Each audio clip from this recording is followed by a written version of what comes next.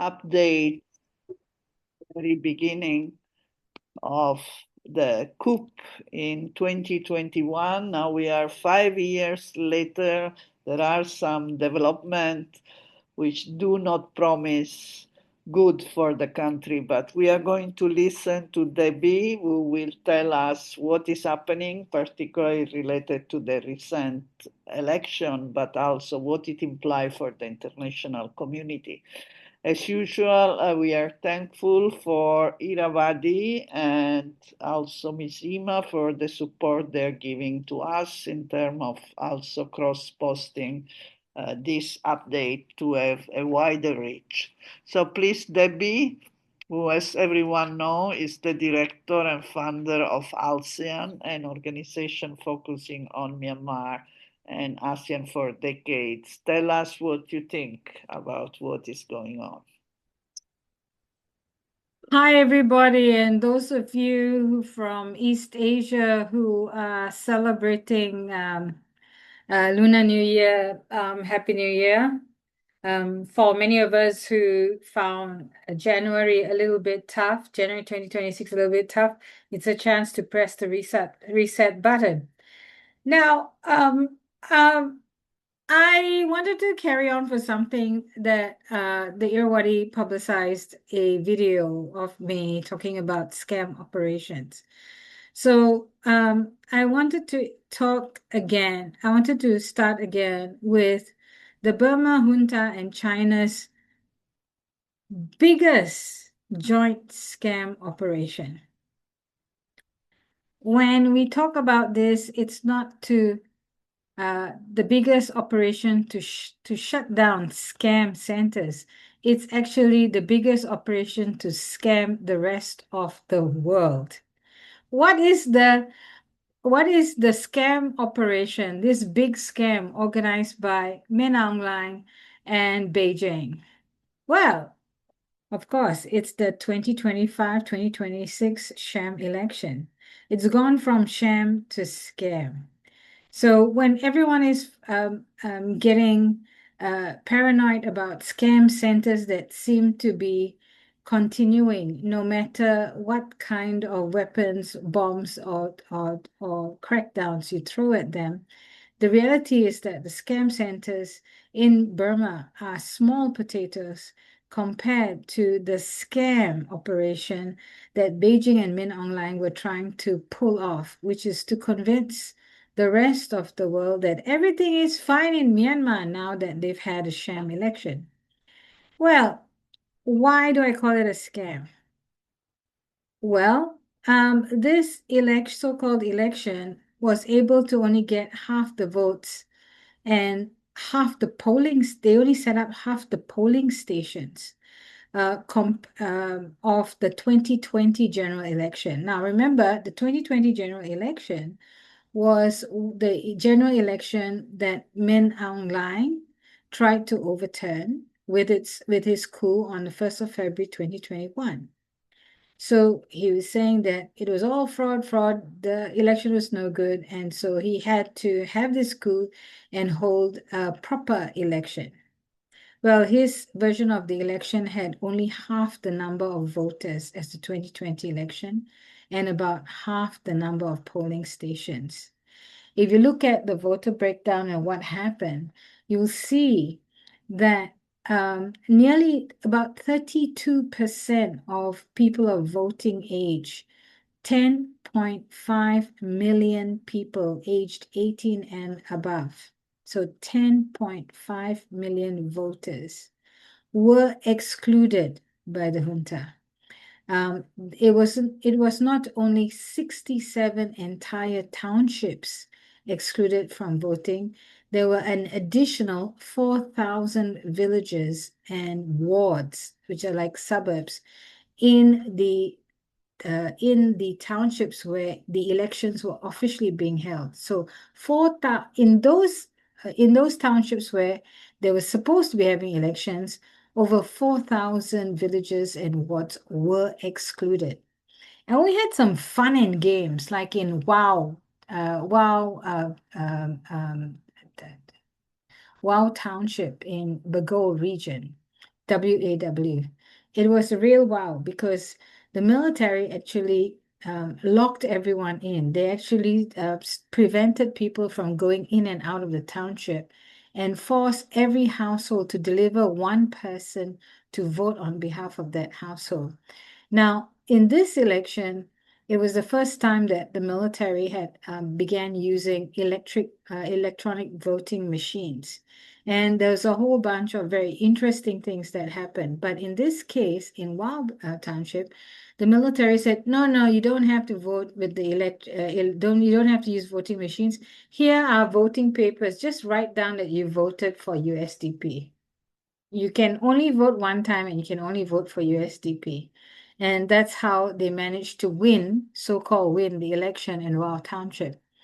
In terms of the electric voting machines, people were very shocked to find out that even if you press a random button, if it wasn't clear which party you were voting for, you just press random button, that random button will automatically vote for the USDP, the military junta's party.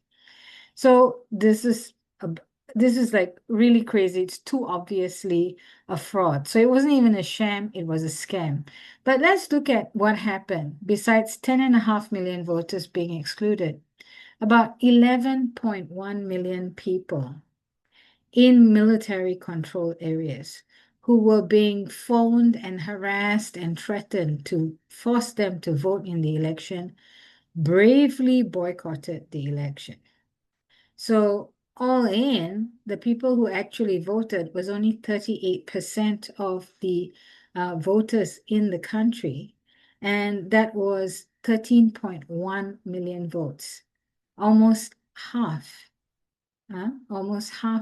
of the 25.9 million votes cast in the 2020 general election.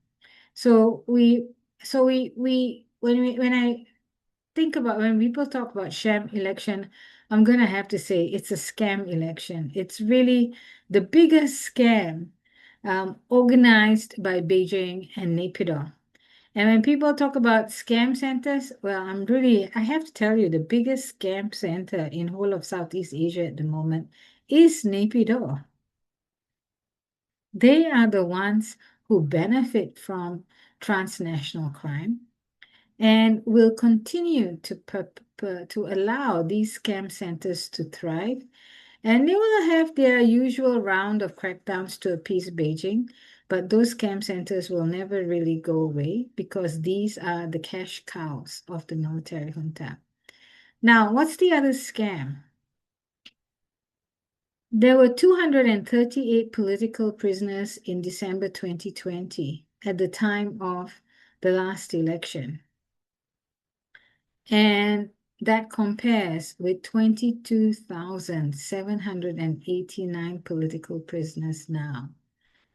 We are actually looking at a jump of, well, tenfold, not tenfold, 100-fold.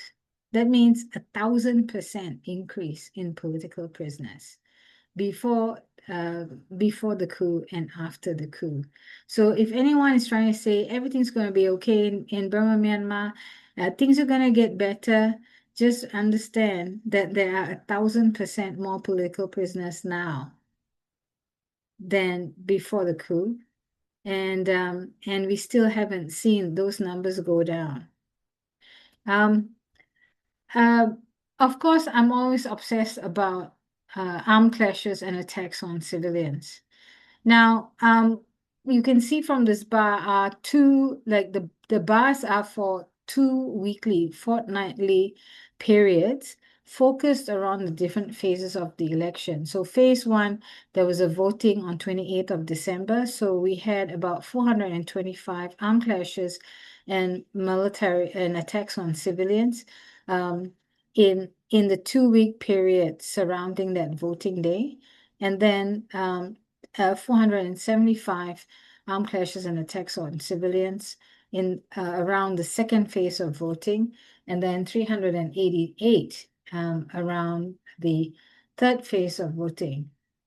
Now, having won the so-called won the election by making sure nobody else could compete against them and doing everything to ensure that the fraud was perpetuated, whether it was doing weird shit with the voting machines or for arresting people, arresting candidates. So we actually had candidates go to jail.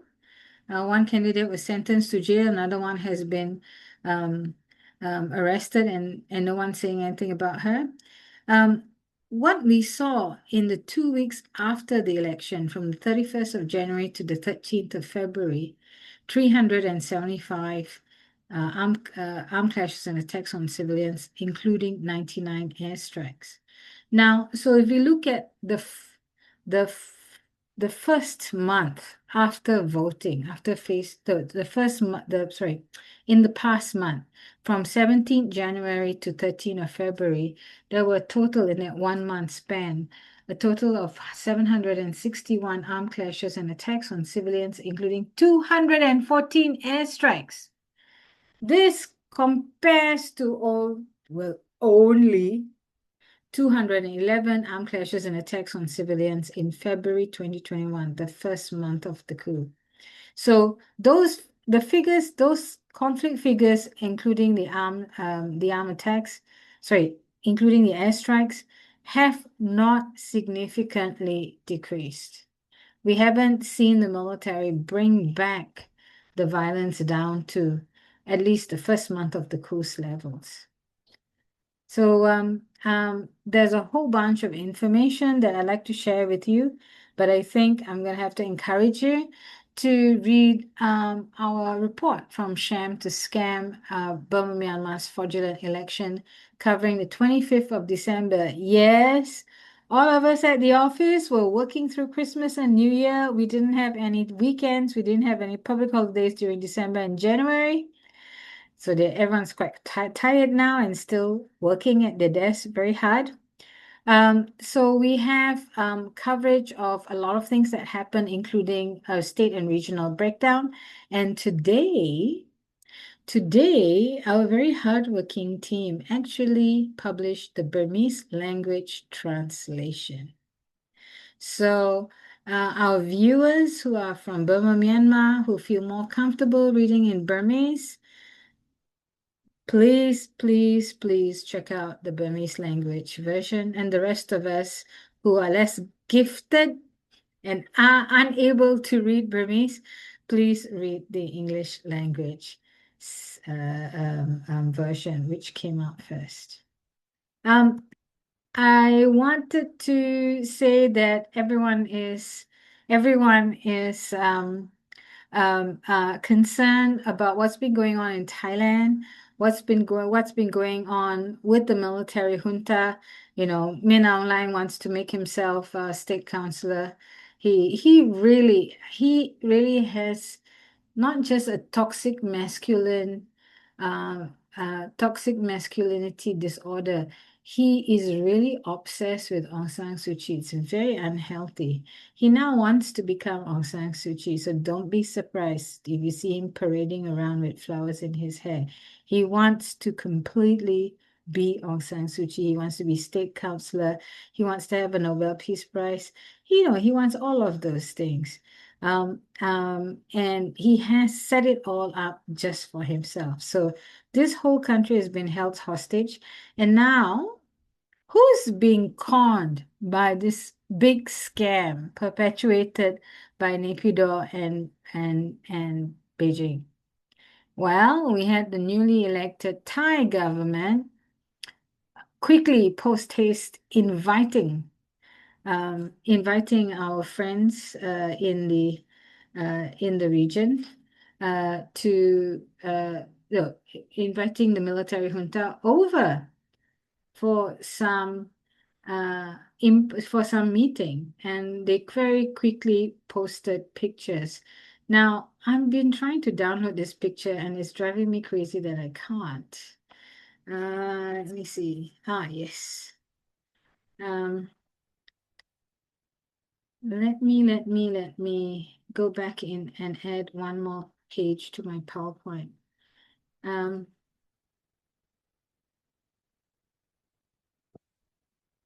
People are asking me about this meeting. Of course, every new government will has to feel the pressure of trying to do something about Burma, Myanmar. It's like, what do we, for those of us who remember the sound of music, there's this famous song, what do we do with a problem like Maria? Well, what do we do with a problem like Min Aung Hlaing? So that's ASEAN's refrain. And they will also, so everyone will feel the pressure to do something. They really, really feel the need to do something. And so they will have to, whether they like it or not, make a call on Min Aung Hlaing. And they learn from the lesson of Ambassador Lazaro. They learned from that lesson that they cannot go over to Naypyidaw. It just makes them look bad. So what they were going to do is, um, uh, what they were going to do is actually uh, um, invite the military junta's representative over um, to to invite them over and say, let's have a chat, let's do this, let's do that. And I just want to say, let me see if I can share this. A friend of mine very sarcastically sent me okay, now I'm just going to be bitchy, I'm just going to be naughty. So here we have the junta's representative meeting with the Thai foreign minister, and I was sent this photo saying, what is he wearing? And if you see on the right side, I've actually got a blow up and a magnified part of the junta representative's shirt. He's wearing a labyrinth shirt. Look at the labyrinth print. And I'm going to say it is so appropriate because this military junta has got them, is stuck in a labyrinth that they created for themselves, that they're even wearing it on their clothes.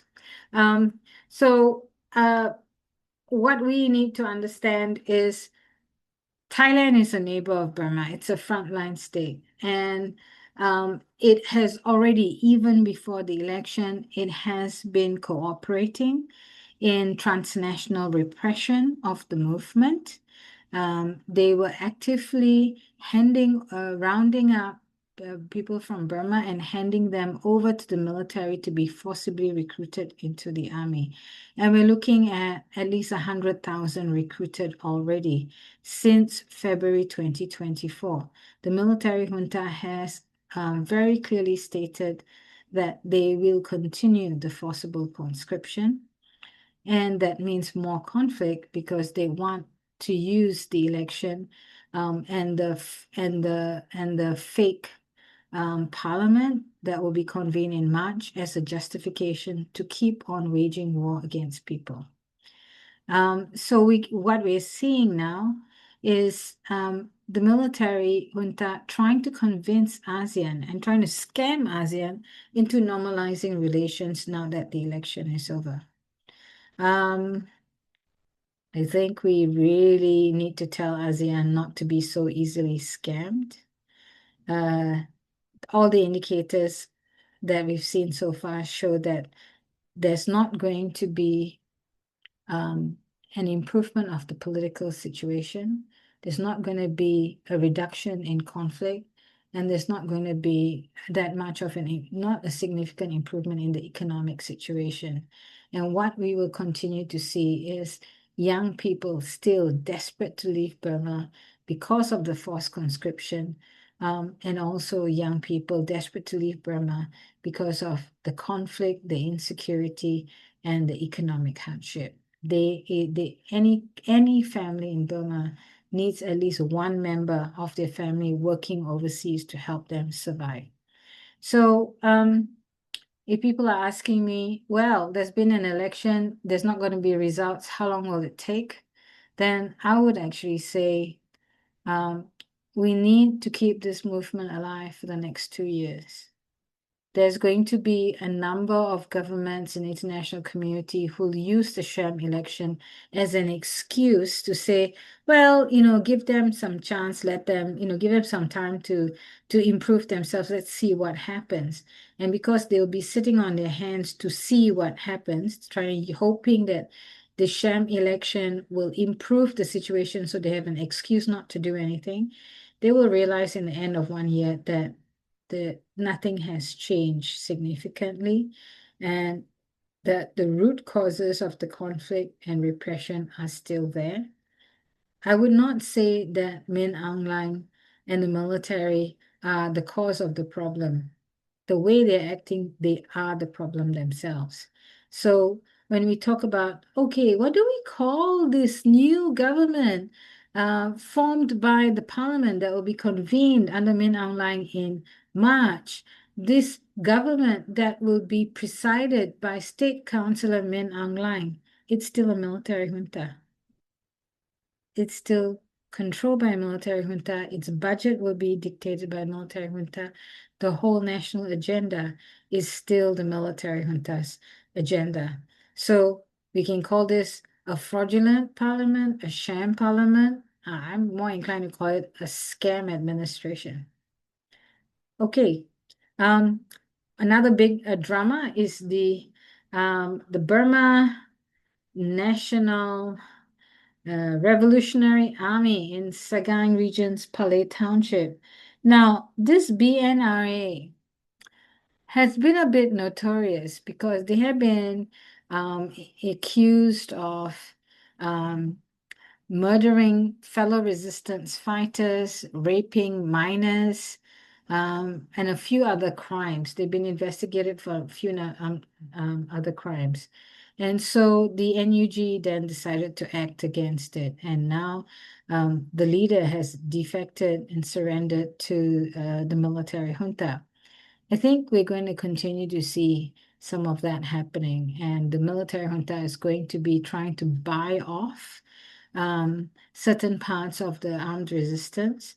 And the NUG had, including ethnic leaders, have been coming under increasing amounts of pressure from local civilians saying, hey, some of these PDF guys, they're supposed to be protecting us, they're supposed to be fighting the junta, but they're getting involved in drug trafficking, they're getting involved in extortion, they're raping our girls, they are killing our people, and you need to act against them. And for a long time, there was a reluctance in the NUG and the ethnic leadership to actually address these crimes because they just said, oh, we're fighting a war.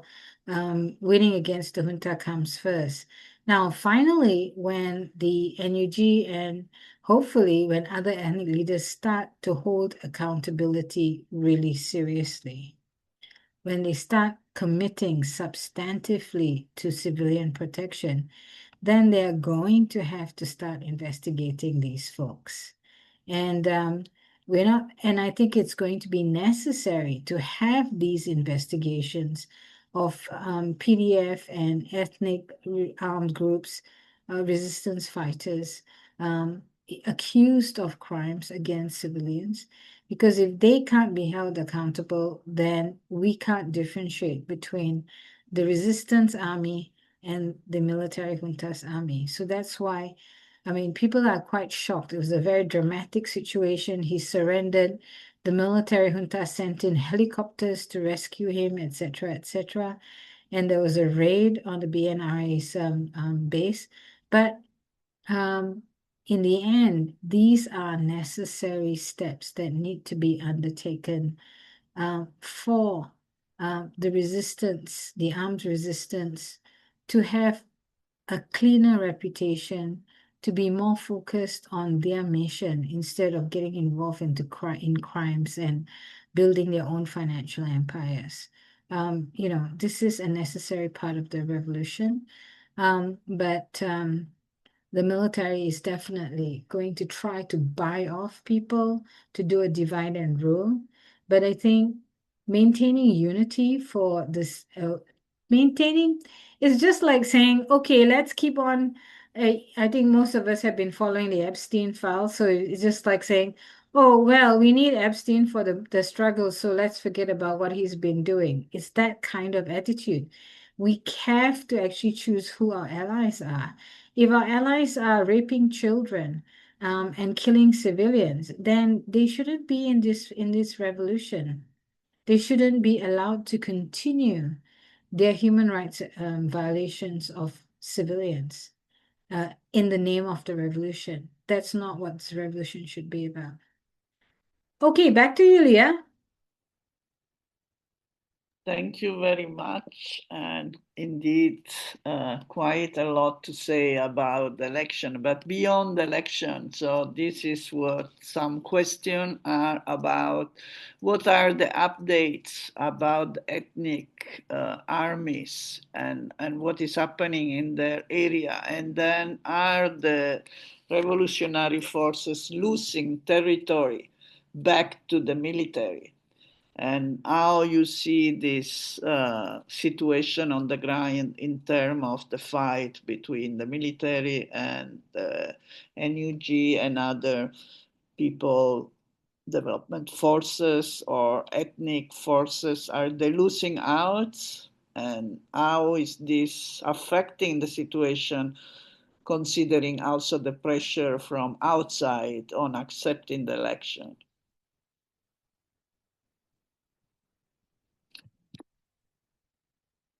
There are always going to be concerns about this, and this is why, you know, some of the international community, including Beijing, India, I hope not Thailand, but definitely the military is going to be trying to perpetuate a divide and rule as part of their scam operation. They're going to be pressuring the resistance to they've been pressuring the resistance to split up, to divide and rule the ethnic groups and so on. And I think this is the time where political reforms are going to be necessary.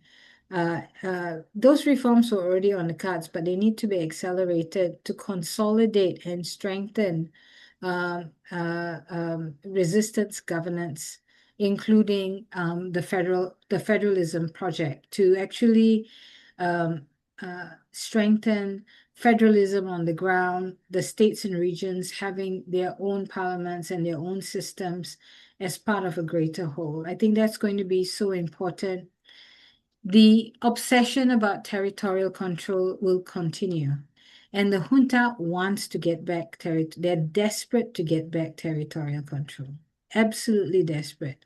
But that's where they're going to actually undermine their own scam parliament, because the parliament's not going to be able to have much of an input into the national budget, because the national revenues are that the junta controls will be used to continue more war.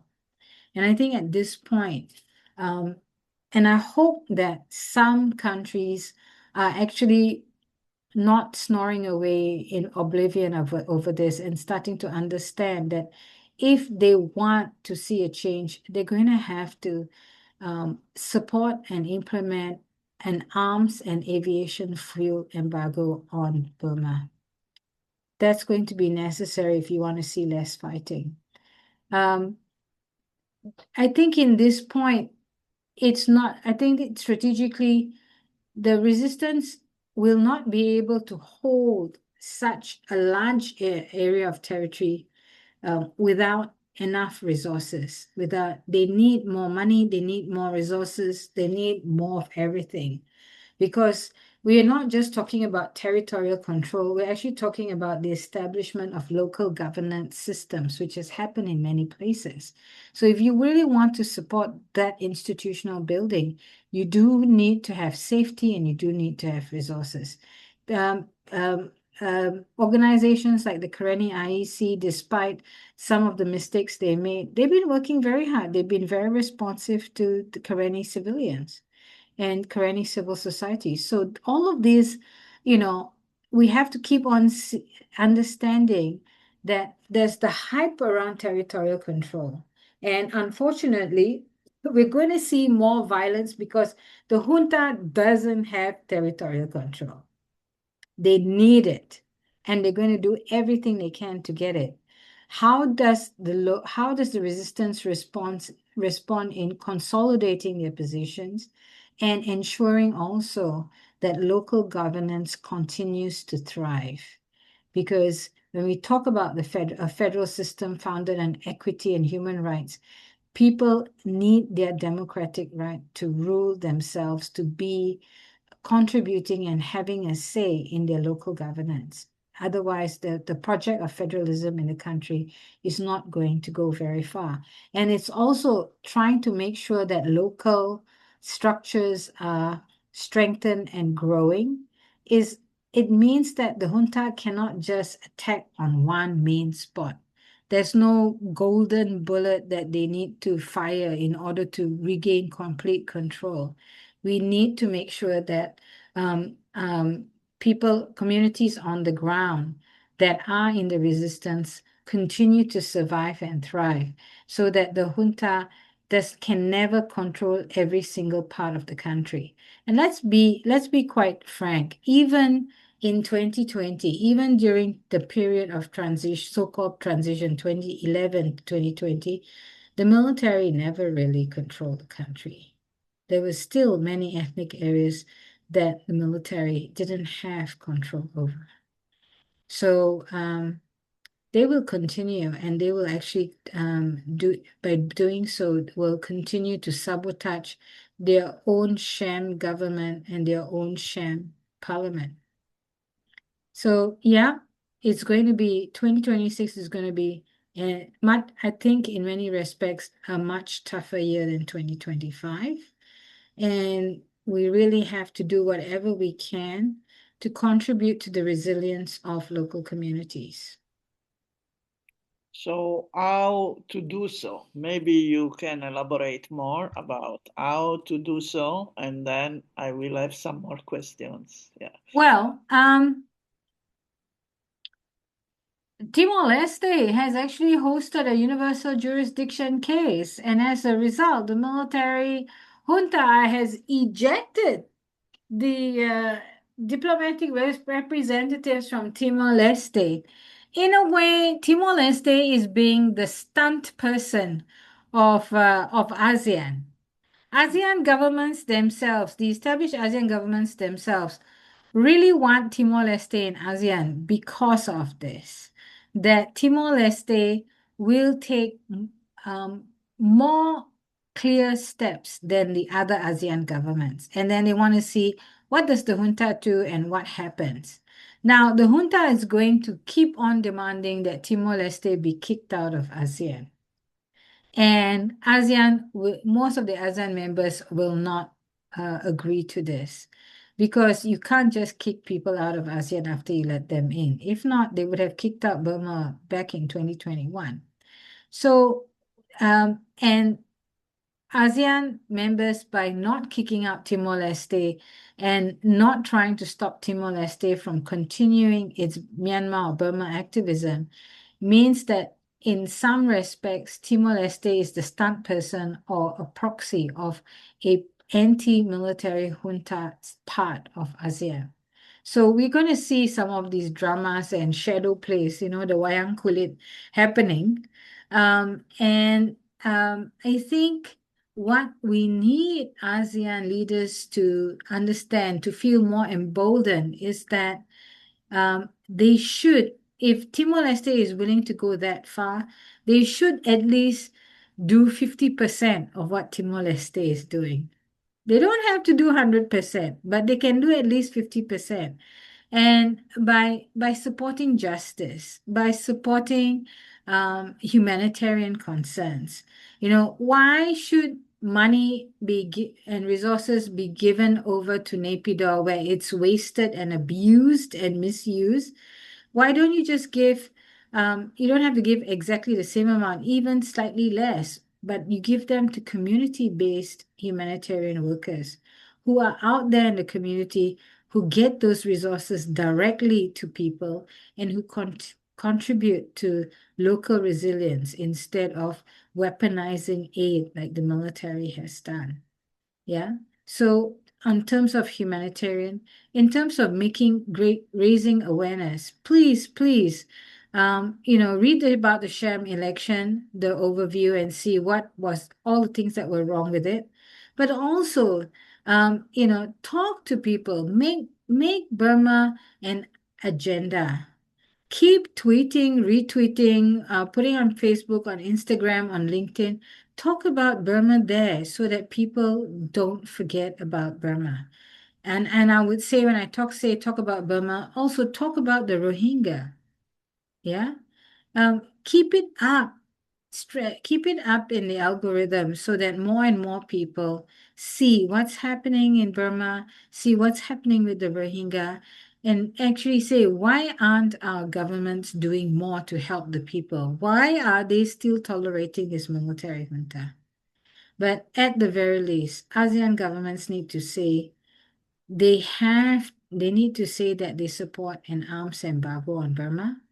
They need to say they support an embargo on aviation fuel so that the military junta doesn't have the means to continue waging airstrikes on civilian communities, especially those who have been displaced already, getting bombed. Like, I mean, during the elections, they even launched an airstrike on a funeral, on a wedding. It was just crazy. Like, they just sound so cruel, like, and so angry that they just wanted to kill people because those people were not participating in their scam election. So, we got to stick with it. And even if it means donating money to organizations from Burma who are doing work on the ground, who are doing the activism, just send them money. I mean, everyone is working so hard. Um, and they do need money to at least eat, to at least pay for the internet, to keep the electricity on so that they can keep on working. So I think it's a tough year for human rights generally because we've seen some very serious anti-human rights moves amongst donor states in the past year. But now is the time, like if you never donated, start donating now because we need to keep this movement going for the next 2 years. And people are working so hard on the ground, not just to survive, but actually to build a federal system. Okay, so indeed there are few questions related. One to the Rohingya. What is the impact of the Bangladesh election on the situation of the Rohingya? This is one question. With regards to the building of structure in the liberated territories, how is the health and education situation? I think you have talked about of update ago, but of young people, but also what is the health situation of the country? Maybe you can reflect on this too. Okay. Yeah, we had a election in Thailand, we had an election in Bangladesh. And it was a little bit dramatic in Bangladesh. I was in Bangladesh in October, and so people are talking all about what's going to happen in February. And then we also had the election in Thailand. So we had elections on both sides of Burma. It's too early to say yet what's going on with Bangladesh, but we know even under the interim administration that took over after Sheikh Hasina's ouster, they were even that so-called revolutionary administration was very keen to send the Rohingya back to Burma because they just keep talking about Rohingya as a financial burden. So I think they will be trying to work out how can we send back the Rohingya, and it's not a very easy and it's not a safe thing to do because even during the elections, the military junta actually offered Rohingya and Muslims in Arakan State to restore some kind of ID, some kind of identification if they were willing to vote for the USDP to undermine the Arakan army. So the Rohingya are still being used as proxies and as weapons by the Arakan army and the Rakhine nationalists against the junta, and the junta is using them against the Arakan army. So they're being used by both sides. And we haven't seen, not only did we fail to see any kind of positive policies about the Rohingya, many of the political parties that sided with the military junta actually supported genocide during their campaigning during the sham election. Many of these groups actually supported genocidal policies against the Rohingya very openly. So much so that when the ICJ hearings were happening last month, the military junta actually warned people, please reduce your hate speech online. It makes us look bad. So, I think we do need to understand that the situation of the Rohingya is not going to improve. And what we are concerned about is that their situation will actually get worse in the months ahead, especially if Bangladesh and other countries remain keen to push back. And we're talking about other countries such as India that has been really racist against Rohingya, wanting to push them back into Burma, even when they know Rakhine State or Arakan State is in a zone of active conflict. Okay, so that's important to know. Now, sorry, Leah, what's the second question? Oh, Second health and question was education. more about, Yes. yes. I think even before the coup, during times of conflict, when you look at what local communities are doing, even the Karen, the moment there's an attack on the village and people have to run, when they stop and rest somewhere, even if there's no tent yet, even if there's no cookhouse yet, the community teachers make sure the kids have a place to sit down and they have to open their school books. So we can see that for many ethnic communities, the people were already aware schools are the first to be targeted by the military, not just during the coup, but before the coup. In those days, it was very traditional that when the Tatmadaw arrive at an ethnic village, they'll ask for where is the village head and where is the village teacher. And those people will be subjected to interrogation and even torture. And the first building that the army tended to target was the local school. They burned down the local school.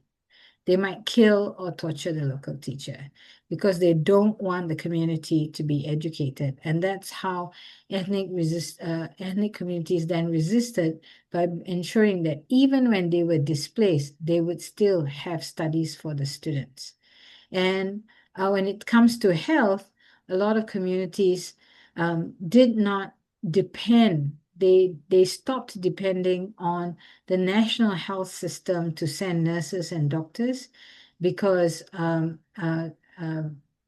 was the least priority. And we already see from these patterns of airstrikes that schools and hospitals and clinics and places of worship, because places of worship inevitably provide shelter and sometimes education and health services to to displaced community.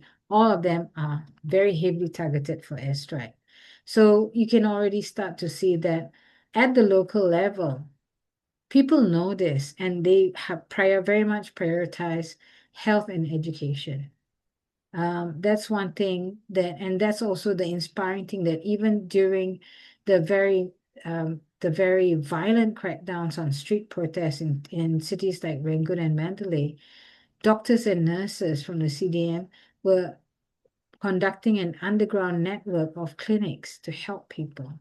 So I think the issue is not about the lack of health and education facilities. The issue is about the supply of materials and resources that health workers and teachers, educators in the resistance can use to protect their students and their patients and to heal them.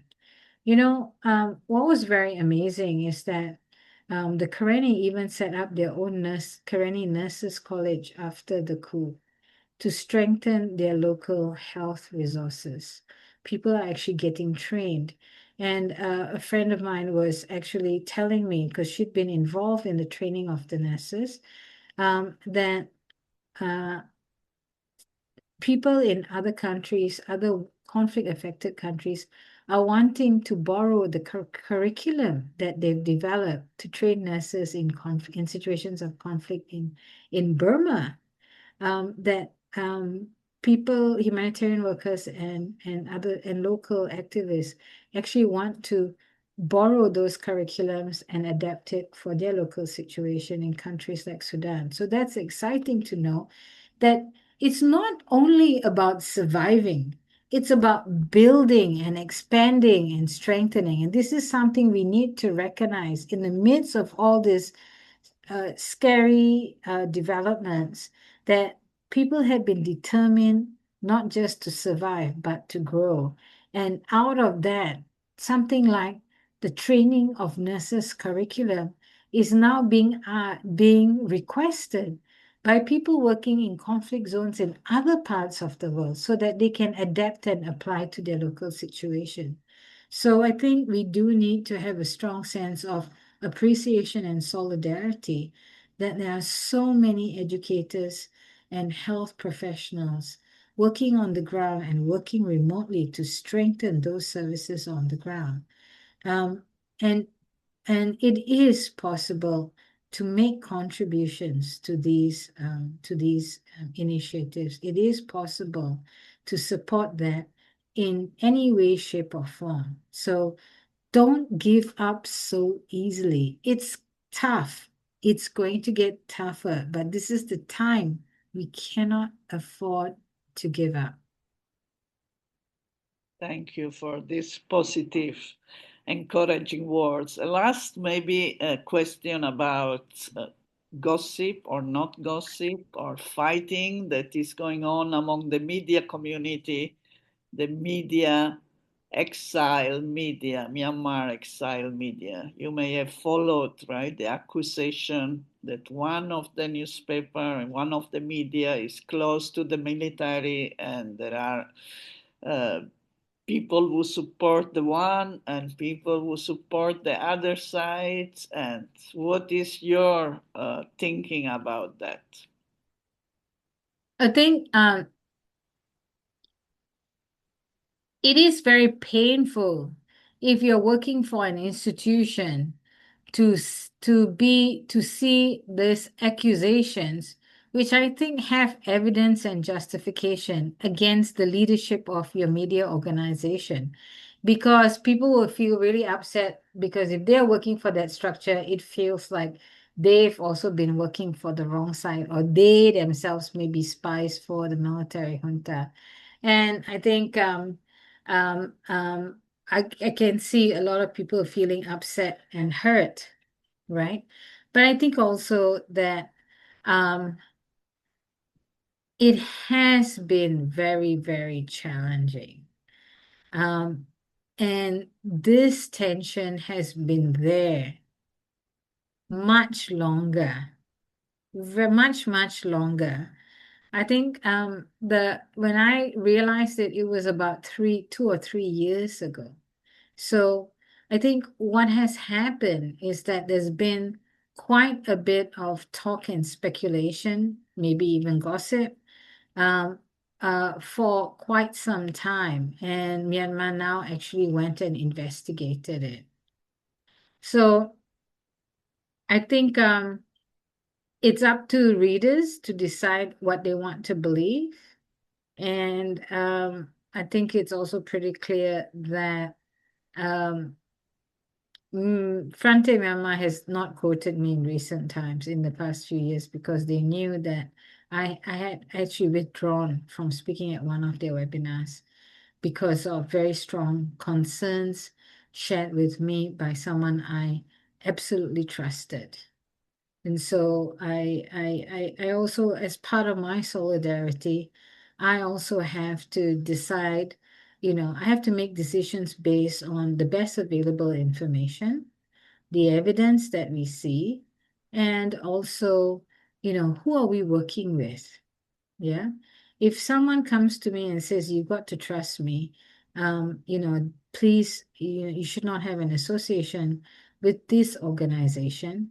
If that person has credibility with me, yeah, is that person is a credible and legitimate person, and I trust that person because I've been working with them for a long time, and I respect them as an activist from Burma, definitely I'm going to have to make my decision based on the evidence and on who is taking possession. So it is painful. Um, but I can see people feeling very personally angry and hurt by it and feeling personally attacked. It's not an attack on anyone who is or has been a staff of that media organization. It is basically questioning the motives and the tactics of their owner and their senior management. So I'm not going to say anything more than that. But yeah, the evidence seems pretty compelling. Well, I mean, the relationship of the owner, I think, was an old story. It was not a new story. I think yeah, it's an old story, but what happened, I think, was that the straw that broke the camel's back was I think the trip to China. That's the issue. I mean, we know very well in this movement, especially like even after 88, like the leadership of 88, of the NLD, the National League for Democracy, who were they? Aung San Suu Kyi, whose father helped found the army. U Tin U, who was a general in the army. Even U Aung Shwe, who was the chair of the NLD, was an ambassador for the previous military regime. Everyone does not have a pure white or golden background. There are many things in the past, but the question is, what do you do after that? Who are you hanging out with after that? Who are you doing deals with after that? That is the question. Just like we have thousands of, well, I would say hundreds of thousands of people who are working in the civil service, who were working in the military. All of them, joined this, so many of them joined the CDF. Military and police defected and joined the armed resistance. Nobody questions their motives. We know they've done bad things in the past, but if they join the resistance and then start doing the same old shit crimes against civilians that they were doing when they were in the Tamador, then we have to ask the question, why the hell are you doing here? Get out. You haven't changed. And I think this is the issue. There's nobody with a golden or silver history. Nobody is so clean. The question is, okay, once you've joined the resistance, once you've taken a stand, what are you doing from that point onwards? Yeah. It's just like getting a divorce.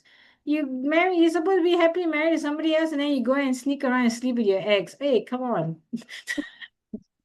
Well, I am not sure it's a good comparison, but okay, so Debbie. Just trying to wake people up because this is so serious. Oh my God. Okay, okay, but we will see now with the Thai owner, right? If the situation is changing or not. Let's wait and see. But okay, I want to have a last question just arrived, very quick. What is now the situation with Aung San Suu Kyi? Because again, this is a mystery that is, and it seems also people, the foreign affairs minister of Thailand asked for a release, but we don't hear absolutely nothing about, which is also very strange after an election, right? Because that could be a sign of goodwill if indeed part of the scam election would be to free some of these high-ranking. What you think about that very quickly, and then Well, we the thing go. is this, and let's not forget, um, the NLD and Aung San Suu Kyi were not allowed to participate in the 2010 sham election because the military at that time brought in these rules about who's eligible to run in the election. And basically, the NLD would have to would have to purge Aung San Suu Kyi and a number of other key political leaders from their party membership if they wish to run in the election. So they didn't purge Dosu, and they didn't purge all these other leaders, and they didn't run in 2010 election. Now, it is quite funny when I remember people were doing a comparison, they said on voting day, that you could hardly see people in the streets of Rangoon. But a few days later, when Aung San Suu Kyi was released, everybody was out on the street cheering. And I think the military junta does not want to release Aung San Suu Kyi. In fact, they do not even want to allow foreign ministers to even meet with her. And it is both moving, it's very moving to see that Kim Aris, Aung San Suu Kyi's son, who has been really kept out of the limelight for so many decades, yeah, now coming forward to call for the release of his mother and to denounce what the military junta is doing. People are saying, is she dead? If she's not dead, show her. Show us that, give us proof of life. And the junta and the military is so scared. And they're probably incredibly, if Dosu is still alive, they're probably extremely scared and worried of her potential impact if she was to talk to the international community. You know, uh, um, there's some people say she could be dead. There are other people saying that she could be very ill and she needs treatment. And other people saying she's well and that's why the military doesn't dare to show her. I don't know what's happening to Dosu. I hope she's okay. But I think we need to recognize that the longer the military junta hides Aung San Suu Kyi, the more we have to be concerned because Aung San Suu Kyi is one of those political prisoners of the nearly 23,000 people that are being detained by this military junta.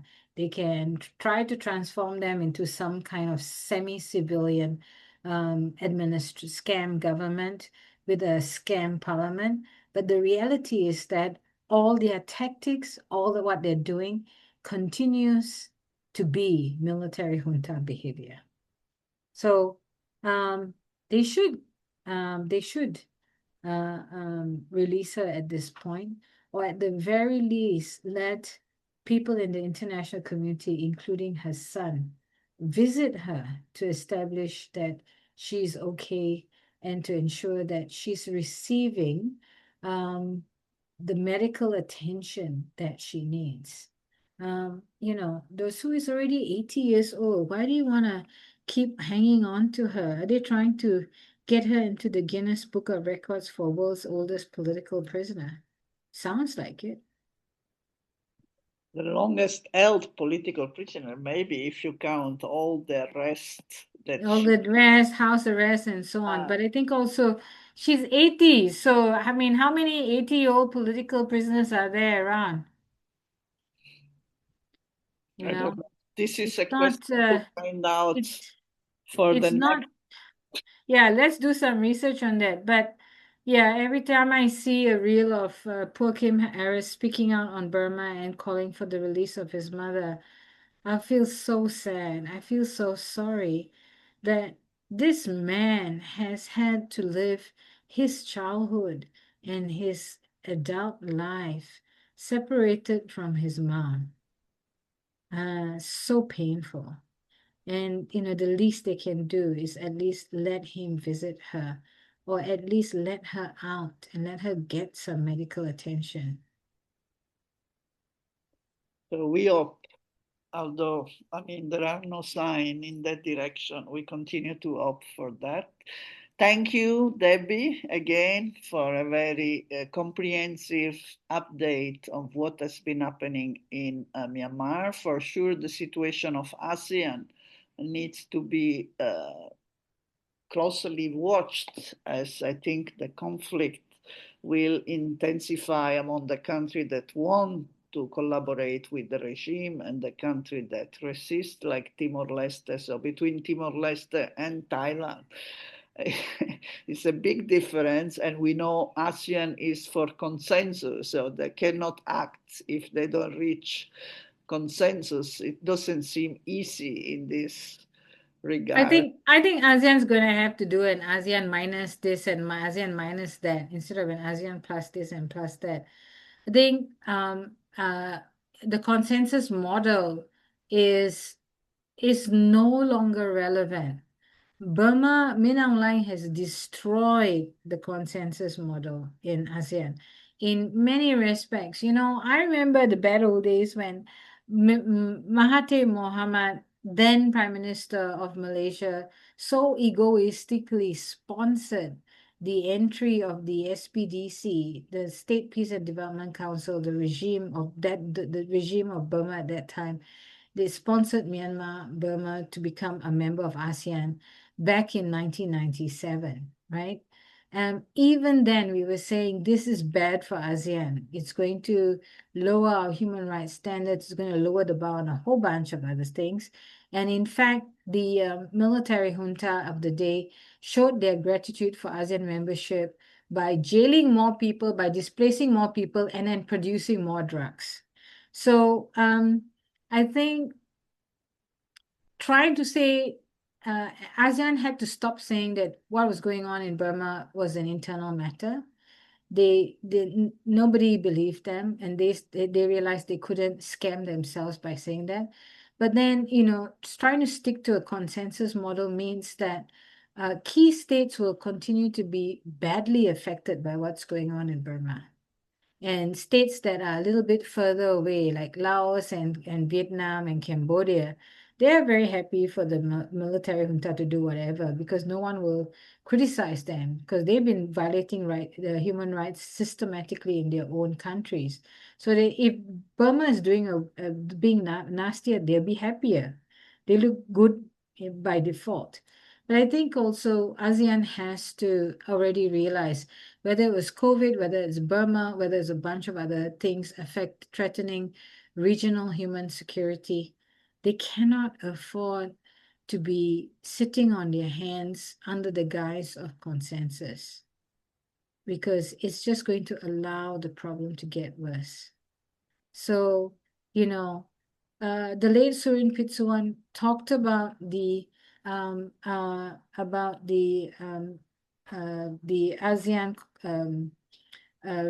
oh gosh, I'm having a brain freeze.